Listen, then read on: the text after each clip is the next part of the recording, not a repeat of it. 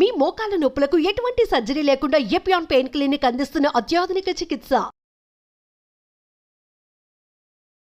Suman TV ప్రేక్షకులకు నమస్కారం. ప్రస్తుతం నాతో పాటు ఉన్నారు, మనందరితో పాటు ఉన్నారు 109 సంవత్సరాలు గల సంత్ సదానంద గిరి గారు. 109 సంవత్సరాలు కూడా ఉండి కూడా ఎంత ఎనర్జెటిక్ గా ఉన్నారు తెలుసా అండి.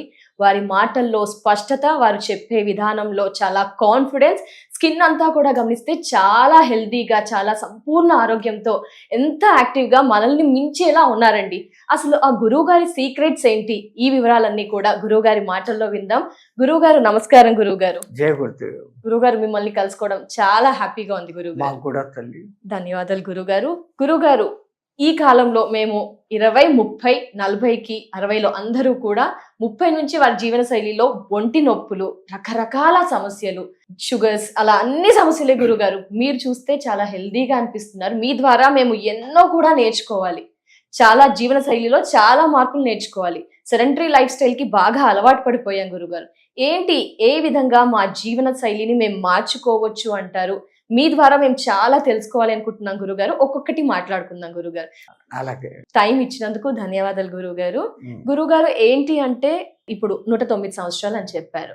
ఏంటి, ఎలా అంతవరకు వెళ్ళగలిగారు? ఏమేం చేస్తే ఆ విధంగా 109 వద్దు గురుగారు, మాకు కొంచెం 70 వరకైనా అలా అయినా ఓకే. ఏం చేయాలి ఉన్నంతకాలం సంతోషంగా, హ్యాపీగా, హెల్దీగా, ఆరోగ్య సూత్రాలు ఏ విధంగా అంటారు? యస్యాద్ విగత వక్రాద్యాః పారిషద్యాః పరశతతం విఘ్నం నిఘ్నంతి సతతం విశ్వశ్రేణం తమాశ్రయే శరదిందు వికాసం మందహాసం స్ఫురదిందీవరలోచనాభిరామం అరవింద సమాన సుందరాస్యాం అరవిందాసన సుందరీం ఉపాస్మహే. వసుదేవ సుతం దేవం కంసచాణూరమర్దనం దేవకీ పరమానందం కృష్ణం వందే జగద్గురు. మా గురువుగారు అయినటువంటి మహంత్ హిమాలయ గిరిజీ వారి పాదపద్మములను మనసులో స్మరించుకొని, పరమాత్ముడి దయ, మేము ఈ ఆంధ్రప్రదేశ్లో తిరుగుతున్నప్పుడు అనేక ఛానళ్ళ వాళ్ళు మొట్టమొదటగా అడిగే ప్రశ్న ఇదే. ఇప్పుడున్న జనాల్లో అందరికీ ఇదే తపనే. బతకాలా అని అందరికీ ఆశ ఉంటుంది, కానీ ఎలా బతకాలా అనేది నిశ్చయించుకోకుండా అడ్డాదిట్టంగా దొరికేస్తూ ఆ తర్వాత బాధలు పడుతుంటారు. ఒక సిస్టమేటికల్ వే ఆఫ్ లైఫ్ ఉంది కదా అని పీకల దాకా తినకుండా, అక్కడ ముందు ఆహారపు కంట్రోల్, ఆ తినేది సంపూర్ణ సాత్విక ఆహారం, తేలిగ్గా జీర్ణమై శక్తివంతమై శక్తిని ఇచ్చేది. అట్లా అని ఏదో ఆవకాడ ఆకాడ అనేసి ఏదేదో కాస్ట్లీ పండ్లు కాదు. ప్రకృతి మాత మనకు అన్నీ ఇచ్చింది. దాన్ని ఏ సీజన్లో ఎవడు ఏమి తినాలా అనేది ఆ సీజన్లో ఆ పండ్లే వస్తాయి. ప్రకృతి అంత తల్లి, అందుకే మనం ప్రకృతి మాత అంటాం. తన బిడ్డలకు ఏమి ఇవ్వాలో ఆమెకు తెలుసు, కానీ బిడ్డలకు ఏం తినాలో తెలియకపోయింది. ఏది అవైలబిలిటీ వస్తే అది చేతిలోకి తీసేసుకుంటున్నారు. సనాతన భారతదేశంలో ఈ పిజ్జాలు, బర్గర్లు, కుక్కర్లు, నక్కర్లు లేవు. ఆహారాలు వండే విధానం కూడా బయలులో సూర్యకిరణాలు పడుతుండగా ఆ వంట పాత్రల్లోకి పడుతూ ఉండగా తినేవాడు. అల్యూమినియం పాత్రలు ఇప్పుడు వచ్చాయి, అప్పుడంతా పిత్తళ్ కుండలు, మట్టి కుండలు, పిత్తళ్ ఇవి ఉండేటివి.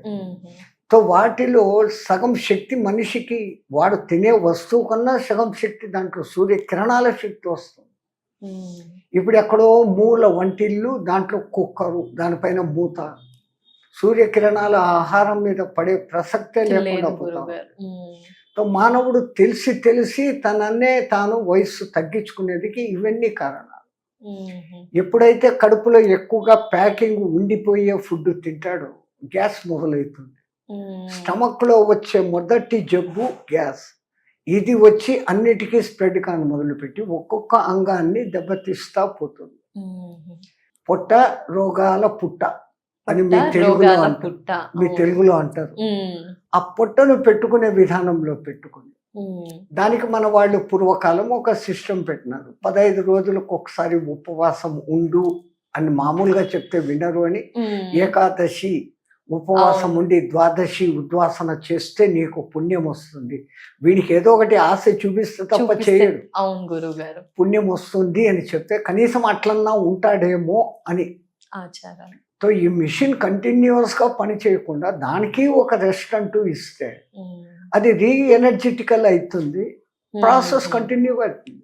మీ దగ్గర ఒక వెహికల్ ఉంది కదా అని దినానికి వందల కిలోమీటర్లు మెకానిక్ దగ్గరికి తీసుకపోకుండా చేస్తే దానికి ఒక 20-15 డేస్కు గ్రీసింగ్ చేయాలా, ఆయిల్ మార్చాలా, బోరింగ్ చేయాలా, ఇట్లా చేస్తూ ఉంటే దాని లైఫ్ స్పాన్ పెరుగుతుంది. మన కళ్ళెదురుగా ఒక ఇంజన్ ఒక మిషన్కో లైఫ్ స్పాన్ పెంచగలిగితే why cannot for 2 hours self. మనకు కూడా లిమిటెడ్ ఆహారము. రెండవది ఈ మనస్సులో అనేకమైనటి అవసరం లేనివి నింపుకుంటున్నాం. మనస్సే ఆలోచనల పుట్ట.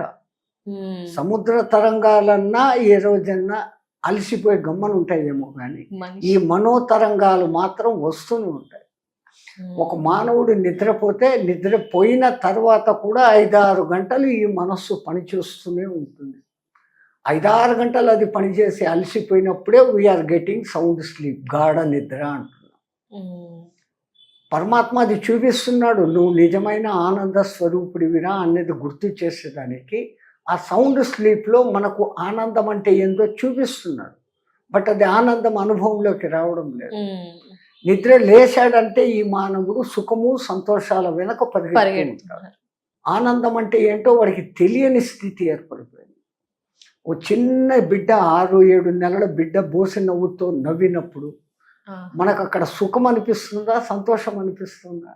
సంతోషం, ఆనందం అనిపిస్తుంది. దాన్ని ఎక్స్ప్రెస్ చేయలేము. చిన్న పిల్లలది కల్మషం లేని నవ్వు. సడన్ గా ఒక మంచి పూల పార్కులో మన ఎదురుగానే ఒక మొగ్గ మెల్లగా పువ్వు అవుతున్నప్పుడు ఏమనిపిస్తుంది? ఒక మనసు ఇలా విరాజిల్లుతున్నట్టు అనిపిస్తుంది. అది ఆనంద స్థితి. మానవుడు నిత్యానంద స్థితిలో అలాగుంటాడు. నేను ఆనంద స్థితిని అని ఎప్పుడైతే వీడు రిమైండ్ చేసుకుంటూ మనసులో కల్మషాలు అనేది ఎంత తగ్గించుకుంటూ పోతాడో వాడి లైఫ్ స్పాన్ ఆటోమేటిక్గా. రెండవది ఈ ప్రాణాయామ ప్రక్రియ. మన వేదాల్లో ఇది ముందే ఆరోగ్యానికి మన పూర్వీకులు ఎంత జాగ్రత్త పరులు అంటే భవిష్యత్ తరాలు బాగుండేదానికి వాళ్ళు ఏం చేయాలా ఏం చేయకూడదు, ఈ ఏం చేయాలా ఏం చేయకూడదు అనేది వేదం. అందుకే సనాతన భారత ధర్మం వేదం మీద డిపెండ్ అయింది ఒకప్పుడు. ఇప్పుడు వేదం అనేది లేకుండా పోయింది. ఎవడి వేదం వాడిది అయిపోయింది. అవును గురుగారు. వేదంలో ఏం చెప్పబడుతుంది? నువ్వు ఏం చేయాలి ఏం చేయకూడదు, ఎలా ఉండాలి ఎలా ఉండకూడదు, ప్రతి ఒక్కటి దాంట్లో ఉంటుంది. ఎలా ఉండకూడదో తెలిసినప్పుడు ఎలా ఉండాలో చెప్తే ఆటోమేటిక్గా తెలిసిపోతుంది. రెండింటినీ వివరించి చెప్తుంది అది. ఆ వేద పఠనం మనకి ఇప్పుడు తగ్గిపోయింది. కొంతమంది మధ్య యుగాలలో వేదం అందరూ చదవకూడదు అని చెప్పడంతో ఆ వేదం అంటే ఏదో పెద్ద రహస్యము, వేదం అంటే గొప్పది, అర్థం కాంది అనుకున్నాం. సంస్కృతంలో ఉన్న దాన్ని హిందీలోకి మరాఠీలోకి అందరూ మార్చారు.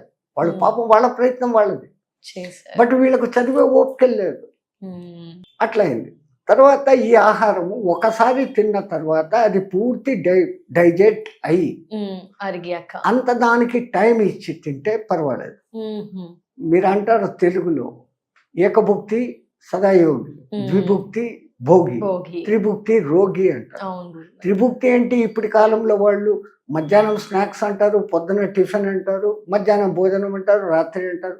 మధ్యలో ఏ ఫ్రెండ్ కనపడినా హోటల్కి వెళ్ళిపోతారు, ఏదో ఒకటి తింటారు, చాయ్ సమోసా స్నాక్స్ అయిపోయింది. దానికి రెస్టే లేదు. ఇంకా ఒకప్పటి మీ ఆంధ్రలో కూడా మేము చూసాం పల్లె జీవనం. పొద్దున్నే వాడు ఏదో 8:30, 9 o'clock భోంచేస్తాడు, మళ్ళీ నైట్ 7 o'clock చేస్తాడు.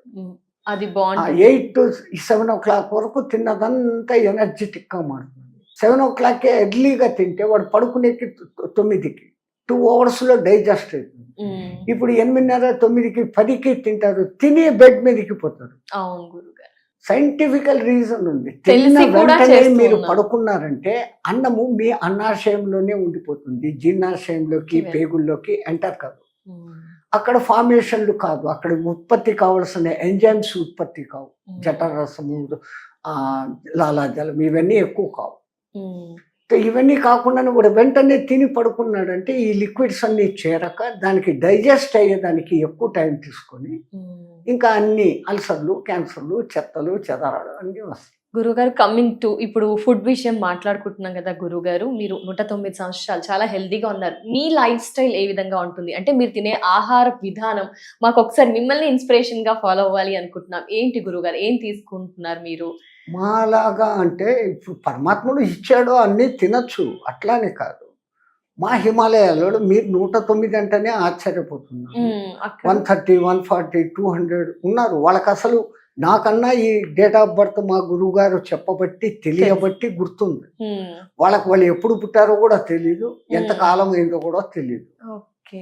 Still living. అంటే మీ ఆహారపు అలవాట్లు ఏంటి, ఎలా తింటారు, ఏం తీసుకుంటారు, ఏ టైంలో, ఎంత సాధారణంగా మా ఉత్తరాదిలో గోధుమలు, గోధుమలు, గోధుమలతోనే పాయసాలు, గోధుమలతోనే రొట్టెలు, పూరీలు, ఎంతసేపు గోధుమ హల్వాలు, ఎంతసేపు మెయిన్ ప్రధాన అంశం గోధుమలు తో రోటీ ఉంటుంది, దాల్ ఉంటుంది, 1-2 సబ్జీలు ఉంటుంది.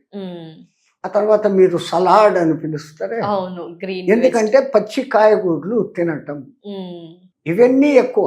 చపాతీలు 2 అంతే. ఈ కర్రీస్ సలాడ్ ఎక్కువ ఉంటుంది, దాల్ ఎక్కువ ఉంటుంది. అంటే వాళ్ళకి ఎంత లెక్క తెలుసు చూడండి, దాల్లో ఉన్నన్ని విటమిన్స్, పోషక పదార్థాలు ఎక్కువ. మీరు భయపడతారు గోధుమలు తింటే ఉష్ణమని, మాకు అక్కడ శీతల ప్రదేశ్, దేవుడు మాకు అది ప్రొవైడ్ చేస్తున్నాడు, తింటాం. బట్ ఎప్పుడైతే ఈ పచ్చి కూరగాయలు, టమాటాలు, గాజరు ఇట్లాంటివన్నీ పచ్చివి తింటాం, అది ఈజీ డైజెస్టబుల్, ఈజీగా బాడీకి కావాల్సిన విటమిన్స్, సప్లిమెంట్స్ అన్నీ యూజ్ చేస్తాం.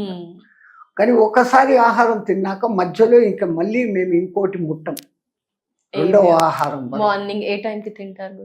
మాకంతా 10:30 ఆ ప్రాంతంలో పెట్టేస్తారు, 11 మాక్సిమం 11 కల్లా. అప్పుడు ఆశ్రమంలో ఉన్న విధానం. నైట్ 6:30, 7కు మళ్ళీ లైట్ గా ఆహారం, పాలు కంపల్సరీగా ఉంటుంది.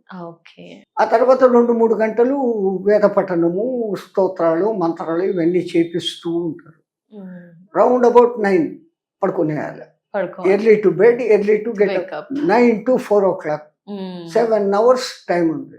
అఫ్ కోర్స్ దీంట్లో పడుకున్న వెంటనే ఏ మానవుడికి నిద్ర రాదు. సపోజ్ సే ఇట్ 10 o'clock, 10 నుంచి 4 o'clock అంటే 6 hours journey, more than enough. అందుకే మా దిక్కు అంటుంటారు, పగలు మాటలు పని చేయటు, రాత్రి మాటలు నిద్ర చేయటు. ఎప్పుడు మౌనం ఎంత ఉంటే మనలో ఎనర్జీ అంత బయటికి పోదు. మానవుడిలో నుంచి ఎనర్జీ అనేక రూపాలలో బయటికి పోతాం. కళ్ళ ద్వారా ఎక్కువ, చెవుల ద్వారా కొంచెం, నోటి ద్వారా ఇంకా ఎక్కువ, మూమెంట్స్ తక్కువ, ఇట్లా ఎనర్జీ బయటికి వెళ్ళిపోతాం. సో మేమంతా అప్పుడు ఎక్కడ ధ్యాన స్థితి చెప్పాడు, గురువు గారు చెప్పారు పలానా శ్లోకం రివైజ్ చేసుకో, కళ్ళు మూసుకుంటాం. So half of the energy ఇక్కడ సేవ్ అయింది.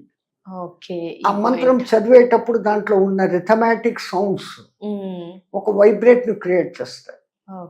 యూనివర్స్ అంతా ఉన్న విశ్వశక్తి ఇప్పుడు మీకు నాకు మధ్యలో కూడా ఉంది. ఇది ఎప్పుడు లోపలికి ఎంటర్ అయిపోతానే ఉంది, దానికి ఏ అడ్డంకి లేదు. బట్ నిలబడడం లేదు. కారణం మనం వేస్టింగ్ ఎక్కువగా మాట్లాడడం కూడా ఒక కారణం. గురుగారు, అంటే ఇప్పుడు మీరు చెప్తున్నారు మార్నింగ్ తింటారు, అది మరి మేము కూడా అలా చేస్తూ ఉంటాం. కొంతమంది కాల్షియం డెఫిషియన్సీ, విటమిన్స్ డెఫిషియన్సీ, మిగతా అన్ని లోపాలు, పోషకాల లోపాలు డాక్టర్స్ కూడా సజెస్ట్ చేస్తున్నారు, ఇవి తినండి అవి తినండి. బట్ మీరు వాటన్నిటిని కూడా ఎలా అధిగమించగలిగారు? అంటే ఇంకా ఎక్స్ట్రాగా ఏమైనా దైవ భక్తి కానీ, మెడిటేషన్ కానీ, యోగా, ఎక్సర్సైజ్, సూర్యకిరణాలకు ఇవేమి ఎక్స్ట్రాగా మేము యాడ్ చేసుకోవాలి అంటే? ఇక్కడ ఉన్న హైలీ పొల్యూటెడ్ ఏరియా ఎన్విరాన్మెంట్ అక్కడ లేదు. ఫస్ట్ థింగ్, ఇక్కడ పౌల్యూటెడ్. అవును గురుగారు. హిమాలయాస్ లో ఇంతో అంతో ప్యూర్ ఎయిర్ ఉంటుంది. అక్కడ ఇంత తిన్నా గానీ సఫిషియెంట్ గా అనిపిస్తుంది. అది ఆటోమేటిక్ గా మాకు అది అలవాటు అయిపోతుంది, ఆ కొంచెమే తినడం అనేది. ఇక్కడ ఎరువుల్లో మీరు అదేమో అమ్మోనియాలు, యూరియాలు ఇవన్నీ వేస్తారు. అక్కడ న్యాచురల్ గా పండాల్సిందే. మహా అంటే గోబర్, ఆవు పేడ, అవి అవి ఆ ఎరువులు వాడతారు. ఫెర్టిలైజర్స్. సో మాత ప్రకృతి ఏమి ఇచ్చిందో దాన్ని మేము యాజ్ ఇట్ ఈస్ గా తీసుకుంటాం. అవును, మేము చేయాల్సింది. ఇక్కడ అది లేదు. పండినాక కూడా పండే దానికి కూడా మీరు కెమికల్స్ వాడతారు తొందరగా పండాలా అని. ఆ తర్వాత పండ్లు బాగా పెరగాల అని చెప్పేసి దానికి ఇంజక్షన్లు, మందులు వేస్తాం. న్యాచురాలిటీని మీరే దెబ్బ తీసుకుంటున్నారు. న్యాచురల్ అయిన ఫుడ్ తీసుకున్నప్పుడు అది అతి శక్తివంతంగా ఇంత తీసుకున్నా కానీ శక్తివంతంగా పనిచేస్తుంది. అందరూ అక్కడికి రాలేరు, అందరూ ఇక్కడికి ఇక్కడికి. పోలేరు. ఇక్కడ ఉండి కూడా ఇప్పుడిప్పుడు మళ్ళీ పరిస్థితులు మారుతున్నాయి. అందరూ న్యాచురల్ ఫుడ్కు ఎగబడుతున్నారు. ఆ తర్వాత మిల్లెట్స్ అనేసి ఈ మధ్య అది ఎక్కువ ఇది అవును. అయిపోయింది ప్రచారంలోకి. ఒకప్పుడు బీద ప్రజలు అదే తినేవాళ్ళు, దాన్ని అందరూ ఎగతాళి చేసి అది బీద ప్రజల ఫుడ్ అని చెప్పేవాళ్ళు. మళ్ళీ అక్కడికే వీళ్ళేమో వచ్చాం. పెద్ద స్పెషల్ ఫుడ్లు తినేటట్టు. పాలిష్డ్ రైస్ మేము తింటాము అంటారు. అవును. అంటే దే ఆర్ స్పాయిలింగ్ ఎవ్రీథింగ్. వడ్లను కేవలం అట్లా దంచి పొట్టు తీసినప్పుడు దానిపైన ఫైబర్ దండిగా ఉంటుంది. పాలిష్ చేసినప్పుడు ఆ ఫైబర్ పోతుంది, ఓన్లీ కార్బోహైడ్రేట్స్ మాత్రమే మిగులుతుంది. వీడి పాలిషింగ్ వీడిని ఆ విధంగా నాశనం చేస్తారు. ఈ సొద్దలు, కంకులు, రాగులు ఇవన్నీ ఉన్నాయి. పెల్లెట్స్ అని అంటారు. మిల్లెట్స్ పెల్లెట్స్ ఏమో పేరు, మిల్లెట్స్ somewhat. Quinoa, millets. ఏమేమో అవి ఎంతెంత శక్తివంతంగా ఉంటున్నాయి. పంటలు వేసేటప్పుడు ఎరువులు, పంటలు పండేటప్పుడు క్రిమి సంహారక మందులు, ఆ కోటింగ్లన్నీ మన కడుపులోకి ఇంతో అంతో పర్సంటేజ్ లోపలికి పోతుంది. It is spoiling our health. Life span కూడా అదే తగ్గిస్తుంది. రోగం వచ్చిందంటే లైఫ్ స్పాన్ తగ్గింది. అంటే మెయిన్ రోగ నిరోధక శక్తి, resistance power of the body, అది అక్కడ హై లెవెల్లో ఉంటుంది, ఇక్కడ ఉండదు.